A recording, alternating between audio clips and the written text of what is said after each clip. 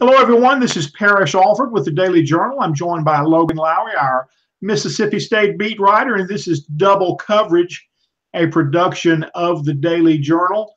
We're glad you've chosen to click in with us today. We're going to talk all things Mississippi State and Ole Miss for the next half hour or so. Logan, did you get your taxes sent off? Maybe you got a refund. Yeah, I did. I was a little late getting everything done. My mom's an accountant, so she's been hounding me for weeks. But at the same time, I didn't have time to help her finish up my taxes because I was in, St. Louis or Kansas City or Columbus, Ohio. I mean, I was on the road for seemingly the better part of a month, and when I finally got back from Columbus, I had a chance to knock out a couple of hours of time, block out that much time, and went ahead and finished up those, and got my refund yesterday. So everything's good. Well, we lost one of those big dependents this year, Logan. Our daughter Emily has a job, couldn't claim her this year, and that made a big difference. We're missing that refund this year. But I'll tell you this about taxes, man. If you get a phone call from West Peoria, Illinois, it's not the IRS, okay? It's not the IRS saying that you're being sued by the United States government. It's a scam, Logan. It's a scam, and I can tell you that for sure. So be aware of that West Peoria number when it pops up. I'll pay attention to that. But I don't get to claim my daughter, so I wish I could. That would be another little bit of chunk of change to go in there. But I'm sure people don't want to hear about our taxes. But they've had to bear through it the first couple of minutes. Hey, just glad to have them behind us. Hey, folks, before we move on in the program, I want to remind you of a couple of other productions from the Daily Journal to be on the lookout for. Be sure to check out Prep Rally every Wednesday for all your high school sports needs, and look for The Memo, our news podcast, every Thursday, digging deep into Northeast Mississippi. So look for those Daily Journal podcasts as well.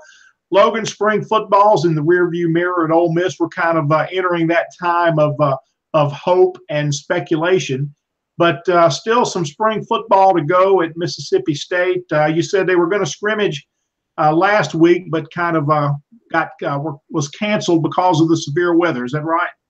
Yeah, that's right. They were supposed to hold their second scrimmage this past Saturday, and that's when all that bad weather came through, and they moved him indoors. They actually still practiced on Saturday, but they were confined to the Palmero Center, and they just had a regular, normal practice. It's kind of tough to get a scrimmage going in there, and they just held their normal practice. They had a little bit of a scrimmage towards the end of practice like they do every day, but no full-blown scrimmage. So Saturday, spring game coming up. That'll be their second full scrimmage of the spring. So that's when they'll kind of wrap everything up. Parrish and I are recording this thing on Wednesday.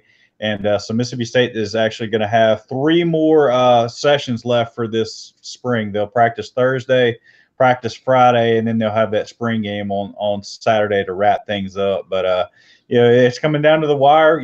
With spring practice, everything's kind of I guess they're through with their installation, and that's one of the things that they said they put in their final little bit of installation this past Saturday in that practice. So everything's in. They're just reviewing that kind of stuff, letting everything sink in, because they've got a brand new offense, they got a brand new defense, and all but 2 brand new coaches on that staff. So it's a lot of new out there right now, and they're having to get all this done without their starting quarterback.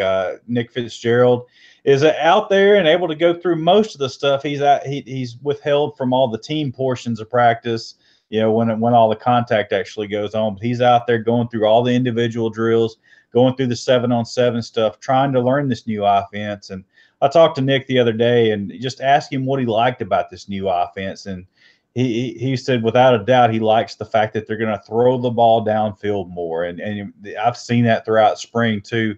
More vertical passing. Last year Mississippi State was ranked 100th in the nation as far as yards per completion.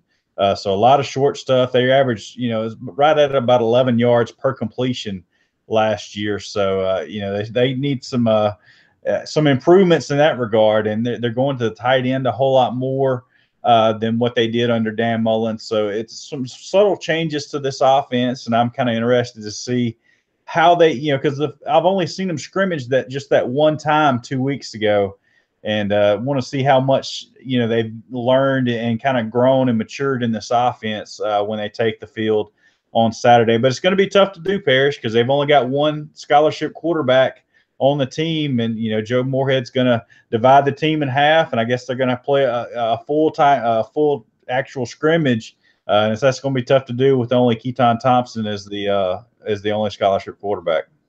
You mentioned the installation of offense and defense, and that'll get done, but that's not something that people think about, by the time things kick off in September. But, there's a process involved there, and Ole Miss went through that last year with new coordinators and whatnot. Not as many changes on defense last year as they had on offense. And one of the big talking points this year was the comfort that they felt with the new offense, with Phil Longo, and just a season under their belts, and knowing where to go and understanding the system and the plays more. And, that's just something that they really enjoyed about this round of spring drills. And people don't think about that a lot, Logan, but there's a lot involved in installing a new system at this level of football, and it takes a while. And, depending on the pace of the installation, it might get done in half of spring training, or it might get done a little bit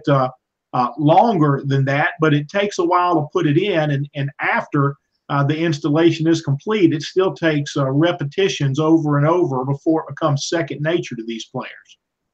Yeah, and that's another thing I talked to Nick Fitzgerald about, was just he said that the offense is fairly similar to what they ran under Mullen, some of the same schemes and that type of stuff, but it's different terminology. So it's like learning new ways. The plays are called something different. They may be the same play that they ran previously, but it's a whole new terminology. It's like learning a new language. So they're working on that, getting all that stuff picked in. And once they have the kind of a base knowledge of that, the quarterbacks can get out there with the receivers throughout the summer and kind of hone in and fine tune that offense. But right now, everybody's learning on both sides of the ball. They're switching defensively. The last 2 years, Mississippi State's ran more of a 3-4.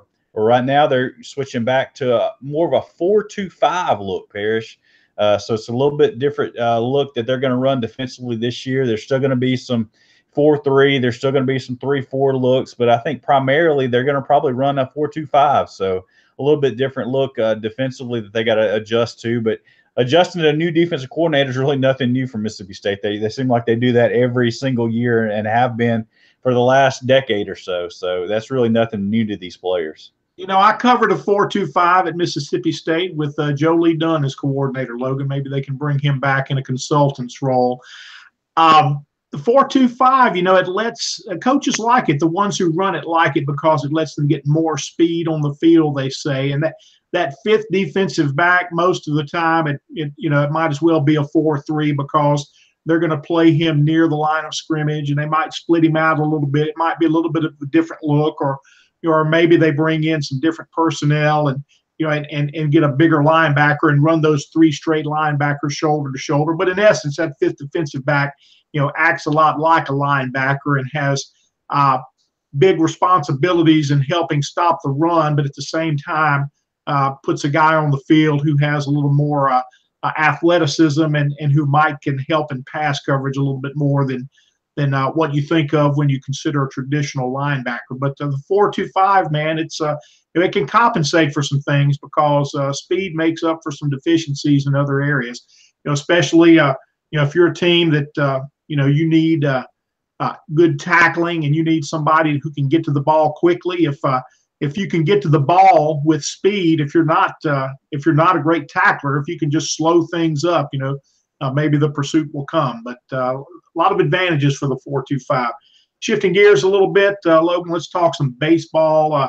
We are recording this while Ole Miss has a game, or before the Arkansas State game on this Wednesday afternoon. The Rebels host Georgia, coming back to Swayze Field after two unsuccessful SEC weekends on the road. Logan, this was a very hot Ole Miss team, and they've cooled off a little bit now. They're starting to see some problems emerge in the bullpen, some answers they've got to find there.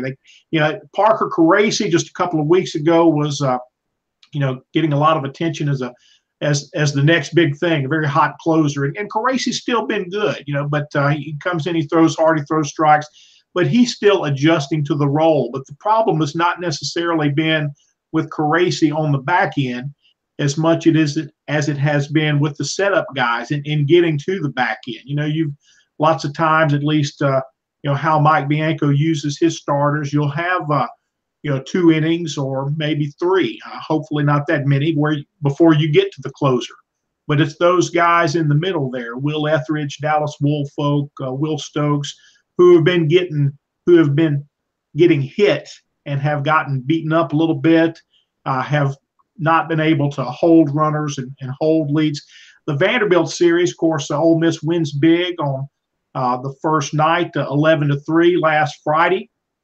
And because of the weather, they end up playing 2 7-inning games on Sunday in a doubleheader. And in those 2 7-inning games, Logan, the Ole Miss bullpen had a 12.60 ERA. When they're trying to close out a series with a win or possibly a sweep on the road, they lose 2 one-run games. They give up leads late in those games, and it just has not been a good picture for those Ole Miss relievers. Bianco tried to stretch that bullpen out a little bit last week, using some guys that he hadn't used in SEC play before, in Austin Miller, a sophomore junior college transfer who had a successful outing there through a couple of scoreless innings, and Max Chofie, a freshman, kind of a tall, lanky guy out of Chicago, who threw an inning in the game on Friday. He threw the 9th inning, no pressure, big lead, but threw a scoreless inning, retired 3 straight batters. And so anyway, look for those guys to possibly increase their roles this weekend. But also Bianco's making another move. He made Jordan Fowler his starter for Arkansas State, saving Houston Roth, a sophomore now with a little more experience, who's had some success when he has pitched from the bullpen on SEC weekends, but hasn't done that much this year. He's been that primary starter in the non-conference action, but Roth will be available for the bullpen now. That will give Bianco another arm to use there. And look, these guys have got to get back on track. And they have had some success this year. It wasn't that long ago that we were talking about the strength of this bullpen, but that's not how it has played out the last couple of weeks. And as a result, the Rebels are 2-4 in their last 6 SEC games. In 3 of them, the opponent has won in its last at bat. So got to clean up some things in the bullpen. Offensively, it's really been Ryan Olenek. Well, others as well. Tyler Keenan is hitting well, but Ryan Olenek is on an incredible tear right now. We've talked about the improvement in this Ole Miss offense, and they've gone from hitting 253 to over 300 as a team. A 50-point improvement in their team batting average. But right now, kind of the poster child for that improvement is Ryan Olenek, a junior who has been, just okay offensively as a freshman and sophomore, a guy who is yet to hit 280 for a season. Well, he's close to 400 right now. And in the life of what is a 15-game hitting streak going into the Arkansas State game, he's hitting .524 with 7 doubles, 7 home runs, and 13 RBIs, really seeing it well. And one of the impressive things about this hitting streak right now, Logan, and you've seen guys get hot like this and string these streaks together, it's 15 games for Olenek at this time. 12 of those games have been multi-hit games. It's not like, well, he gets a 2-out single late in the game in his last at bat and the streak continues. That hasn't been what this streak is about for Ryan Olenek. It's really been, a hot streak, and certainly the Rebels need him to continue along those lines. They're going to have to get, if they're not going to improve in the bullpen, and I think they will, but they've got an offense this year that should be able to help out more. If they had had this kind of bullpen question last year, it could have gotten pretty ugly. As it was, the Rebels missed postseason. But, this year they've got an offense that, I think is is continuing to get better. I described it earlier on as improved, but something less than dynamic. You know, I still don't know that it's there in what you would call dynamic, but I think it's getting there as you see the increase from guys like Tyler Keenan, the freshman third baseman, and now Olenek, and you see a guy like Thomas Dillard who remains steady after really struggling last year. Gray Kessinger, the leadoff hitter who started so well and was up in the 350 range, just has steadily declined. He's having some issues. He needs to find his swing again. But by and large, we've seen a great deal of improvement from Ole Miss offensively. And it's still, you know, this is still a team that they've got to find some answers other places if they're going to regain the level of play they showed early. 8-7 at the turn. We're at the midway point of SEC play.